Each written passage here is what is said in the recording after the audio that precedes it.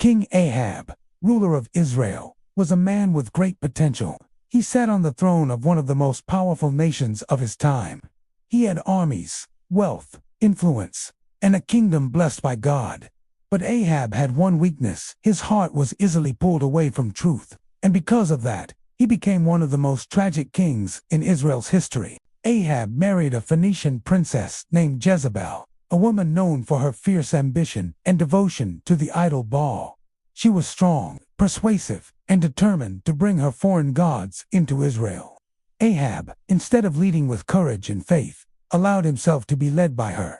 Slowly, Ahab's heart drifted from the God of Israel. He built a massive temple for Baal. He set up altars for idols. He encouraged the nation to worship gods that had eyes but could not see, hands but could not save, mouths but could not speak. Israel fell into sin, and the land grew spiritually dark. But God loved his people too much to stay silent. So he sent the prophet Elijah, bold, fearless messenger. Elijah stood in front of Ahab and declared, "There will be no rain for years except at my word." Ahab laughed until the skies dried up. Months passed, then years. Crops died, rivers shrank, animals starved. The kingdom suffered, but instead of repenting, Ahab blamed Elijah.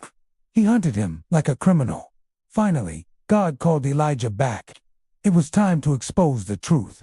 On Mount Carmel, Elijah challenged Ahab's prophets of Baal, almost 1,000 of them. The mountain echoed with shouts, dancing, and crying as the prophets begged their God to answer with fire. But nothing happened. Then Elijah prayed a simple prayer, and fire fell from heaven like a blazing storm, burning the sacrifice, the stones, the water, and the very ground. The people fell to their knees, crying, "The Lord, He is God." Ahab saw the power of the true God that day, but instead of repenting, he let Jezebel fill his heart with anger. Elijah had to flee for his life once again. Still, God gave Ahab chances. One day, Ahab set his eyes on a vineyard owned by a man named Naboth. It was Naboth's family land, a heritage given by God. Ahab wanted it for a garden. Naboth refused. It wasn't disrespect, it was obedience. But Ahab sulked like a child. He refused to eat. He lay in bed staring at the wall. Jezebel walked in and asked, "Why are you upset?" Ahab told her, and Jezebel smiled an evil smile and said, "Aren't you the king? I'll get the vineyard for you." She wrote letters in Ahab's name, ordered false witnesses, and had Naboth accused of treason. Naboth was taken out and stoned to death. When Ahab heard the news, he didn't cry, he didn't question, he didn't feel guilt. He walked to the vineyard and claimed it. That was the final straw. God sent Elijah again, this time with a heavy message. Elijah stood before Ahab and declared, "You have sold yourself to do evil. Because of this, disaster will come upon you. Where the dogs licked Naboth's blood, they will lick your blood too." Ahab's heart finally shook. He tore his clothes, fasted, and walked quietly in sorrow. And because God is merciful, he delayed the judgment until after Ahab's lifetime. But judgment still came. Years passed. Ahab went to war, despite many warnings.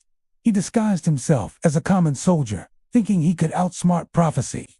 But you cannot hide from the word of God. During the battle, a soldier shot an arrow at random. The arrow flew through the air, guided by the unseen hand of justice, and found the only gap in Ahab's armor. Ahab collapsed in his chariot. The blood spilled slowly, then more, until the floor of the chariot ran red. When the battle ended, servants washed the chariot by a pool in Samaria. And there, just as Elijah said, dogs licked up Ahab's blood. The mighty king who had everything fell because he let sin rule his heart. The lesson Ahab's story teaches us: you can have power but still lose your purpose. The voices you listen to can shape your destiny. One compromise can open the door to destruction. God is patient, but He is also just. But it also teaches hope.